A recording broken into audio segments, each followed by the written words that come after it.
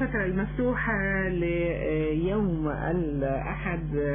الحقيقة فترة المفتوحة في رمضان اللي بتبدأ معاكم من 12 وحتى دقات الثانية من صباح الغد. مفهوم الإرهاب وإرهاب الدولة وإرهاب الناس وموقف الدين والتحليل السياسي والإعلامي للإرهاب. في كلامنا العابر بنقول انه لا دين ولا ضمير للإرهاب، وهذا الإرهاب لن ينال من عزم المصريين، فالمصري لا يخاف إلا الله. يمكن محتاجين ان احنا نقف وقفة بسيطة جدا، وان احنا نتذكر اننا على بعد شهر تقريبا من افتتاح المشروع العملاق القومي العملاق بقناة السويس ان شاء الله باذن الله يوم 6 من اغسطس، مع طبعا مشاريع وفرص عمل كثيرة، مشاريع اخرى استصلاح مليون فدان ومشروع للصرف واعادة تأهيل الشباب لسوق العمل. فليعلم الجميع ان مصر لم ولن تركع.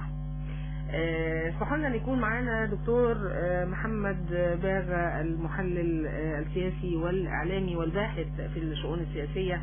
مساء الخير يا دكتور. مساء الخير يا استاذ منال وكل المستمعين من ذات القاهرة الكبرى. كل سنة وحضرتك طيبة وكل المستمعين يا رب. ورمضان كريم. رمضان كريم علينا المسلمين يا رب كده يعني العربية والإسلامية. احنا مش بنكونش واخدينك من ليالي رمضان وقدسية رمضان يعني. يعني انا تحت الامر بس الظروف بس كده، فانا بعتذر عن عدم الحضور النهارده. اشكرك. دكتور محمد، تحب تضيف حاجه على تعريفي بحضرتك؟ لا يا فندم، يعني انا مجرد مواطن مصري اسمه محمد باغا يعشق تراب هذا البلد ويتمنى الخير للبلد والاستقرار للبلد ان شاء الله. ان شاء الله يا رب باذن الله.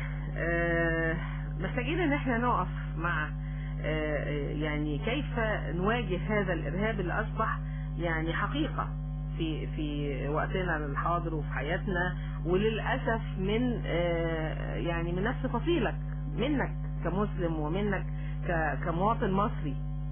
يعني هي مقدمة جميلة جدا ومدخل علشان بس نقدر نفسر ونوضح الحقيقة بتاعة الأحداث اللي احنا بنعيشها في بيئتنا العربية والمنطقة بصفة عامة. النهاردة الإرهاب لم يعد أيديولوجية أو فكر أو معتقد كما يروج البعض ممن يدعو ان احنا نواجه هذا الارهاب الفكرة بالفكرة، وان احنا نودي بتوع الازهر والكلام اللي هو يعني اللي مش في موقعه من الاعراب على الاطلاق. اللي لسه ناس معتمدين على هذه الفكرة وماشيين وراها. لا، لازم النهارده ان احنا نكون واقعيين ونقدر ان احنا نلمس الامور بموضوعية شديدة، لان احنا بنتعامل مع امن قومي عربي واقليمي في خطر. الارهاب اصبح صناعة وليس ايديولوجية يا استاذ منال. ايوه. يعني ايه اصبحت صناعة؟ يعني هناك دول استعمارية وجدت ان فكرة الحرب لابد ان هي تتغير. فكرة الحرب مقصود بها فكرة الاكراه، مقصود بها فكرة القوة، استخدام القوة في ان انا يعني يبقى عندك الاقناع بيك ان انا امارس عليك قوة. القوة دي بقى بانواع قوة خشنة، ان انا ادخل احتل الدولة كما احتلت العراق من قبل من خلال القوة المسلحة. بس ايه، مش قبل ما نخلص على بعض. لا، ما انا جاي لحضرتك في الكلام. النهارده الدول الاستعماريه دي وجدت ان تكلفه الحروب عاليه جدا جدا على مواطنيها، وان هي بطرق هذه الدول. واحنا شفنا الولايات المتحده الامريكيه جورج بوش لما دخل، كانت الولايات المتحده كان عندها قائد احتياطي نقدي قد ايه، وبعد كده اصبحت مدانه قد ايه، ده بسبب جهل الاداره بتاعه بوش اللي هو دخل العراق بالحرب العسكريه وبالقوى العسكريه. فلجأ الاستعمار الى انه يحول فكرة الحرب من كونها بالقوة الخشنة الى استخدام مفهوم خطير جدا اسمه القوة الناعمة. يعني ايه القوة الناعمة؟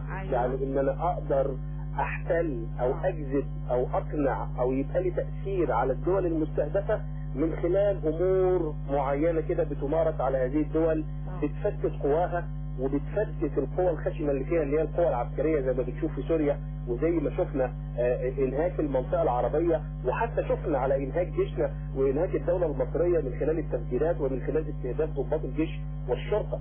فبالتالي اصبح النهاردة اداة جديدة في ايد اليد الاستعمارية ان هي تستخدم القوة المعتمدة على العصابات ومعتمدة على الارهاب ومعتمدة على مجموعات، يعني عايز اقول ان هي مجموعات اقليات من الممكن استثمارها لاحداث حالة هيجان في المنطقة العربية.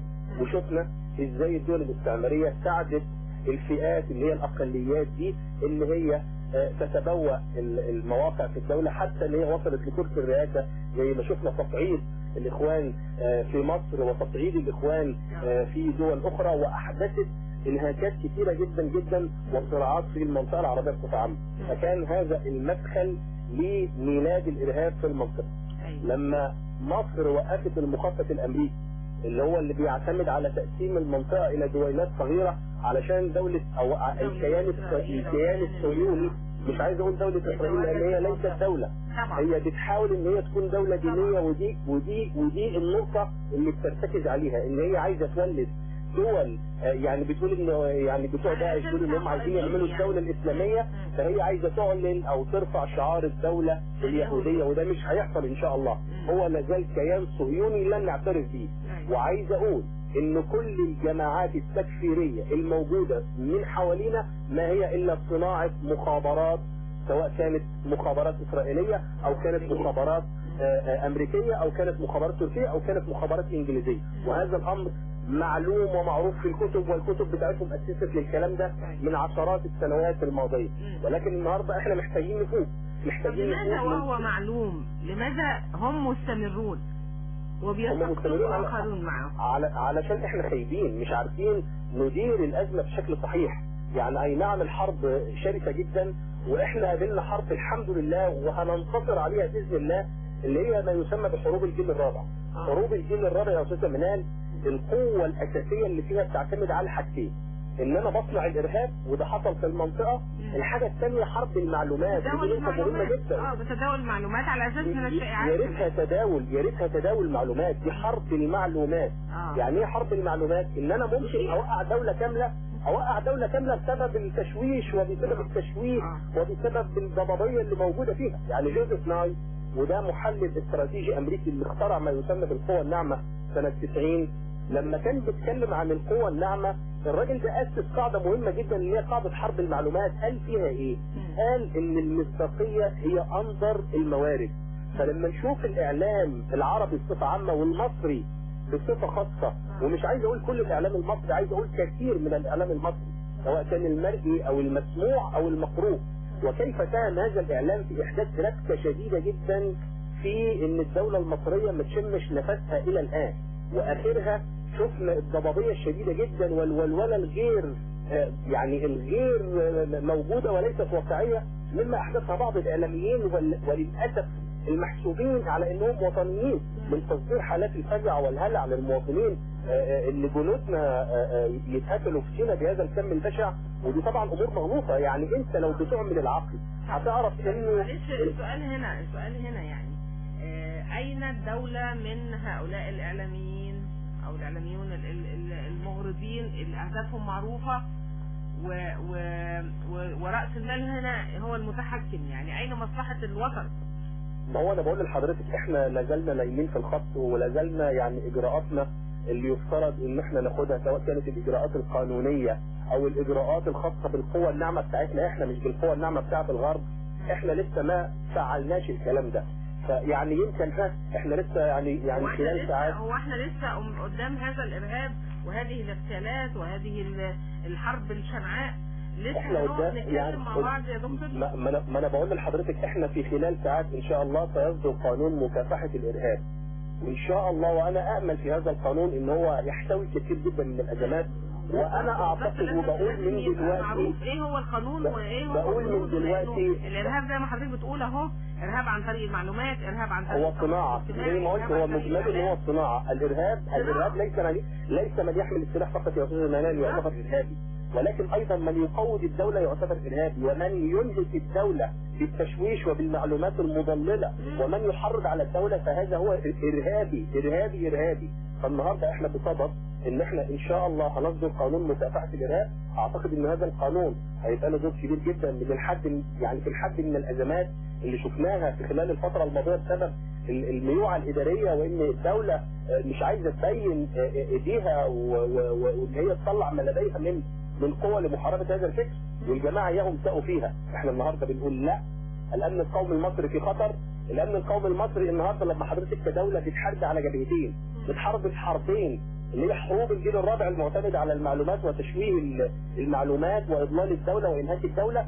والنقطة الثانية اللي هي حروب الجيل الخامس اللي بتكون فيها الحروب الهجينة، مجموعات يعني محاربة وعنيفة تدخل عندك في الدولة وتدمر هذه الدولة. وشفنا النهاردة الجماعة اللي دخلوا في سينا كان من ضمنهم جنسيات جايين يعملوا ايه عندنا، تمام؟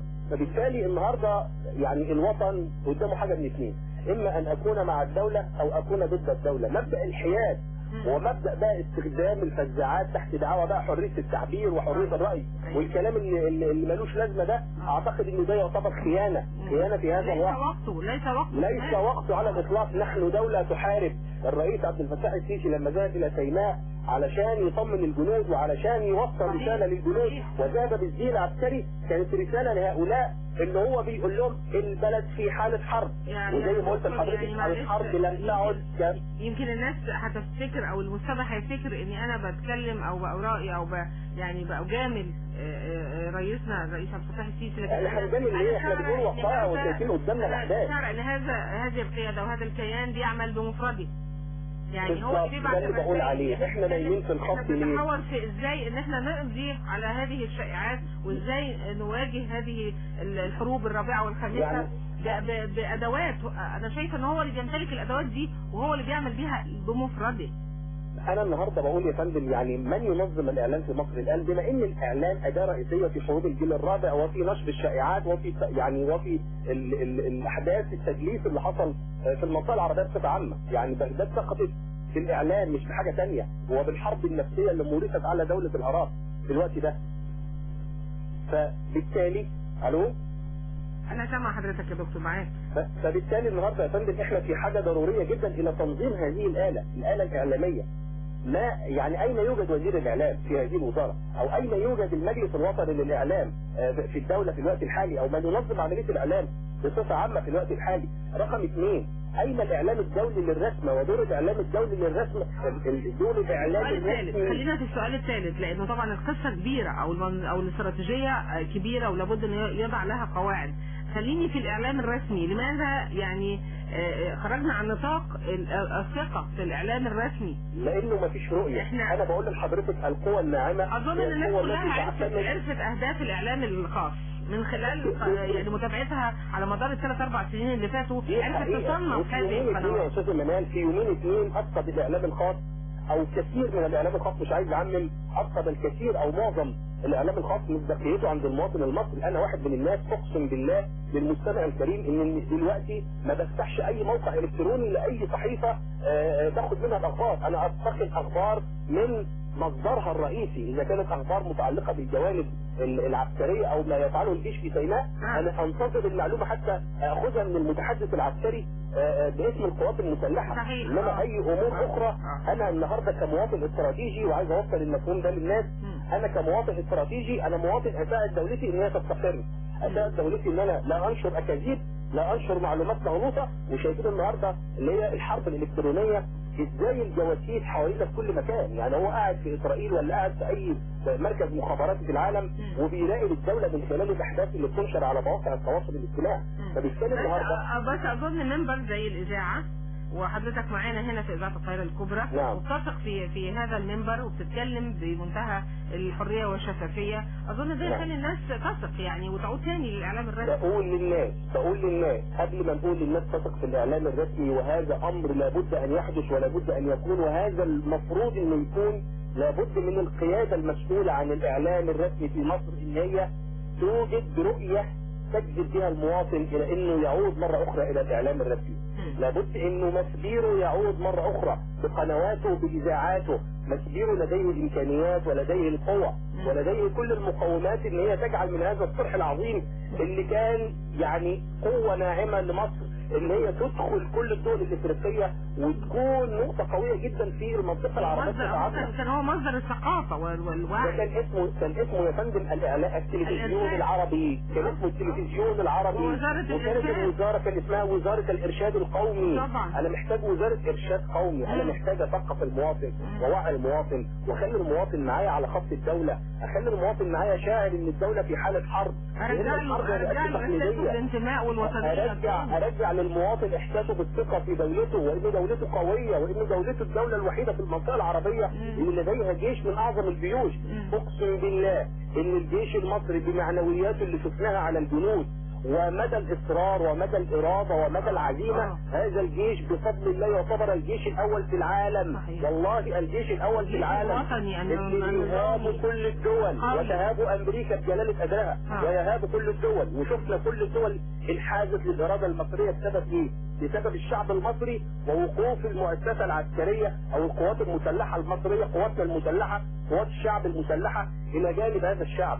يا مواطن يا مصري، قف الى جانب دولتك وخليك في ظهر القيادة السياسية، وخليك دايما مواطن شاعر ببلدك وعارف ما يدور في بلدك بموضوعية وبأمانة. وبقول القيادات اللي موجودة في البلد مش ممكن ابدا انه دولة بحجم مصر 1,300,000 كيلو متر مربع يشتغل فيها فرد واحد وهو الرئيس عبد الفتاح السيسي. صحيح. لا يا سادة يا وزراء، فين استراتيجياتكم؟ وفين الاستراتيجية الرؤية لكل وزارة؟ شايف عن بعد وقاري وقايل انا لازم يكون ورايا شعب، والشعب وراه فعلا، والشعب دلوقتي هو اللي بيطلب انه بيد من حديد لابد ان يتعامل. الشعب هو اللي طلب ان يكون هناك قانون. قدرة اي دولة عبارة عن حاجتين: قوة هذه الدولة سواء كانت قوة سياسية او اجتماعية او اقتصادية او ثقافية او اي قوة موجودة فيها. القوة دي تتضرب في الارادة. ارادة الشعب لو كانت في اعلى منحنياته هتكون قوة الدولة قوية جدا وهتكون لها نقطة التأثير على المجتمع الدولي بصفة عامة. طب لو الارادة دي انهكت وكانت الارادة دي صفر، الاحباط يا استاذ منال لو تملك من الشعب القوة هتكون صفر، فبالتالي قدرة الدولة هتكون صفر. وهذا ما كانت تفعله بعض الصحف وبعض المواقع وبعض القنوات الإعلامية الخسيسة اللي كانت بتعمل ضد هذه الدولة، إما لجهلها أو إما إن هي كانت ممولة من جهات تريد العبث بالأمن القومي لهذه الدولة. أنا محتاج إعلام قوي، إعلام رسمي قوي يرجع الإرادة ويفعل الإرادة. هو المصدر يفعل إرادة الشعب المصري، الشعب المواطن المصري يفتح على القناة الرسمية للدولة ويتلقى المعلومة. وعايز قانون رادع القضائية تاخد منه، وعايز قانون رادع لمواجهة اي فكر يحارب الدولة ويقوض الدولة. مفيش حاجة اسمها حرية رأي وتعبير انك تديني معلومات مضللة وتنهك فيها دولتي وتأثر بيها على الامن القومي المصري. هذا امر عبثي المستمع والمشاهد. هذا امر عبثي ولا بد ان يوقف ويقف عند حد. مش يطلع لي واحد اعلامي من شوية ويقول لي هنقف كلنا بالمرصاد ضد قانون مكافحة الارهاب. انا بقول لهذا الاعلامي لو كنت بتراهن على الشعب فالشعب المصري كشفكم.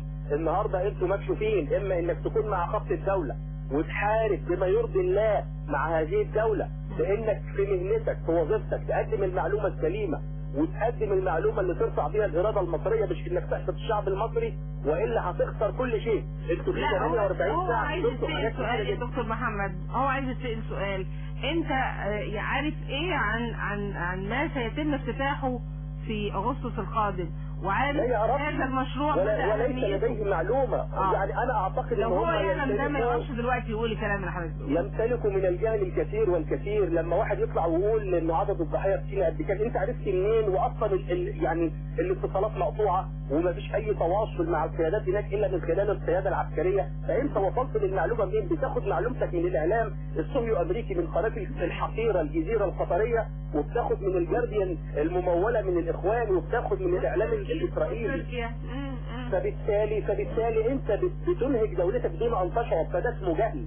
اما ان كنت بقى ممول وليك اجندة بتنفذها لصالح جهات اخرى فده امر ثاني يتعلق بالخيانة بهذا الوطن وهذه الدولة او هيطبق عليك قانون الارهاب. انا بقول من دلوقتي يا استاذ منال مع حضرتك، وحضرتك منصة اعلامية محترمة للغاية، من يعارض قانون مكافحة الارهاب يا شعب مصر هو من كان يستفيد من العبث والاجرام اللي كان بيحصل في الدولة المصرية. طبعا من اللي هيرفض هذا القانون هو من كان يستفيد من الاجرام المعلوماتي اللي كان بيحصل في الدولة المصرية. فبالتالي النهارده انا بقول انك تكون مع خط الدولة او اما انك بتحارب ضد هذه الدولة. ولو بتحارب ضد هذه الدولة لن يقبل الشعب المصري ان تكون موجود طبعا بينه، لانه النهارده احنا بنقول الحروب الجديده الخيانه موجوده من الداخل مش من الخارج.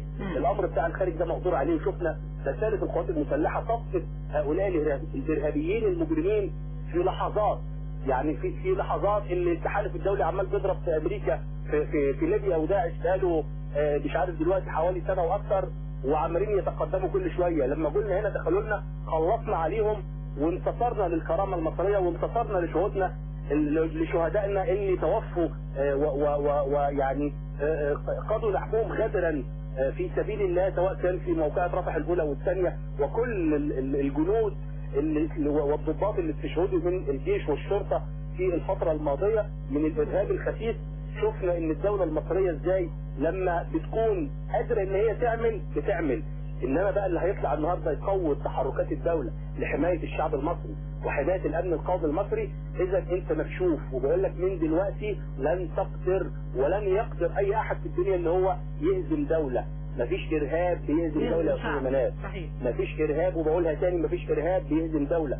وبقول رساله للرئيس الامريكي باراك اوباما، لو انت كنت معتقد ان مصر هتكون زي سوريا او هتكون زي العراق او هتكون زي الدول، او انه كان النضرجيه بتوعك اللي هم تركيا او ايران او اي الشغل العبثي بتاع الجماعات الارهابيه، لن يبدي هذا العمل مع مصر. لانه دايما مصر هي اللي بتكسر شوكه الاعداء ومفيش حد مر عليها. مقبره الغزاة. هو واضح انه ما قراش تاريخ. يعني لو تفتكر الزياره بتاعته لما جه هنا جامعه القاهره وزاره مع انه استاذ علوم سياسيه يعني شفت الذهول اللي هو كان فيه وحس بقد ايه هذا البلد بحضارته وبشعبه. يا فندم لو جينا نبص على كل الامبراطوريات اللي حوالينا في المنطقه كلها تفككت. مصر عمرها 7000 سنه واكثر لم تتفكك. مصر طول عمرها مصر بحدودها بشعبها لا تأثرت بثقافة الغزو المحتل، ولا تأثرت بثقافة مستعمر، ولا تأثرت بثقافات جاية من بره عليها. الشعب المصري سيظل متماسك، والشعب المصري معدنه الأصيل بيظهر وقت الشدة ووقت الأزمة. كلنا بنكون واحد. نتعلم إنجليزي ولا فرنساوي، اللغات يعني لا منهم كمستعمرين ولا من مدارس. كلنا وقت الأزمة بنكون على قلب رجل واحد. لابد أن يستوعب هذا الأسود في البيت الأبيض هذا الدرس.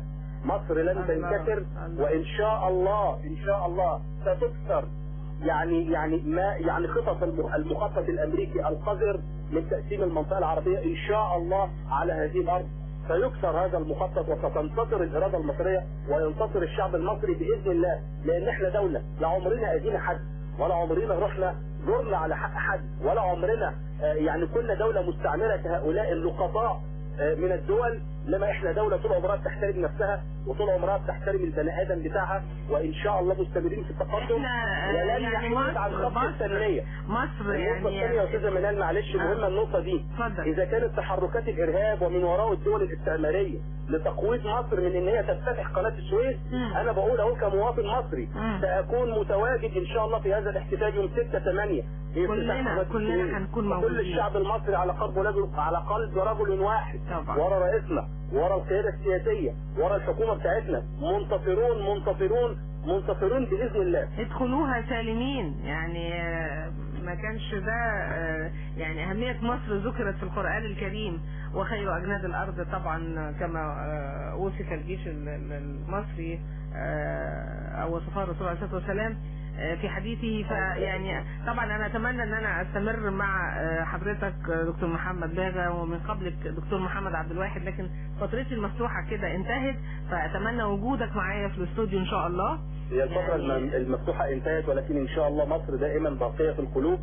وتحيا مصر، تحيا مصر، تحيا مصر، تحيا مصر. شكرا للمحلل السياسي والباحث في الشؤون السياسيه دكتور محمد باغا، ومن قبله دكتور محمد عبد الواحد الاستاذ بالازهر الشريف، وكل من شاركونا من مستمعينا في اذاعه القاهره الكبرى. وتحيا مصر.